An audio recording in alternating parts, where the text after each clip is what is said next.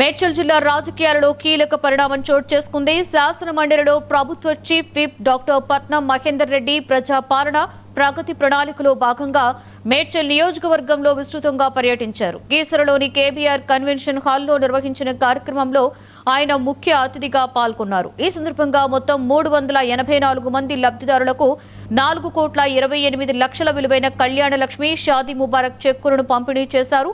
ప్రభుత్వం అమలు చేస్తున్న సంక్షేమ పథకాలు ప్రజల జీవితాల్లో మార్పు తీసుకువస్తున్నాయని ఆయన పేర్కొన్నారు.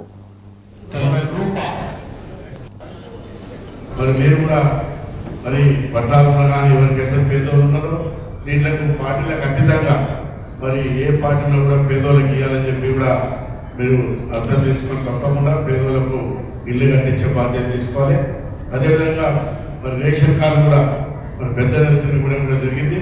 ఇంకా కూడా ఎవరైతే పేదోళ్ళకు రేషన్ కార్డు రాకుండా కూడా మీరు అప్లికేషన్ పెట్టుకోండి, అవి కూడా తప్పకుండా ప్రభుత్వం ఇస్తుంది.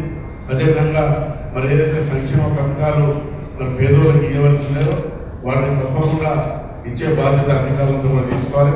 ఇప్పుడు అభివృద్ధి పరంగా కూడా పెద్ద ఎత్తున ఈ మరి ప్రభుత్వం వచ్చిన తర్వాత రోడ్ల విషయంలో కానీ మరి బ్రిడ్జిల విషయంలో కానీ పెద్ద ఎత్తున కోట్లాది రూపాయలు ఖర్చు పెట్టి ప్రభుత్వం ముందుకు పోవడం కూడా జరుగుతున్నది. ఈ మేడ్చల్ నియోజకవర్గం చాలా పెద్ద నియోజకవర్గం. మరి దీనంతా కూడా మరి పట్టణ ప్రాంతాల్లో అన్ని గ్రామాలు కూడా కలపడం కూడా జరిగింది. మరి ఎక్కువ నిధులు కావాల్సి ఉన్నది. మరి దీని విషయంలో ఇప్పుడే సుధీర్ రెడ్డి గారు చెప్తున్నారు. మరి ఈ పట్టణ ప్రాంతాలు పోయినాక చాలా ఇబ్బందులు వస్తాయి. బులెటిన్లో షార్ట్ బ్రేక్ తీసుకుందాం. Stay with us.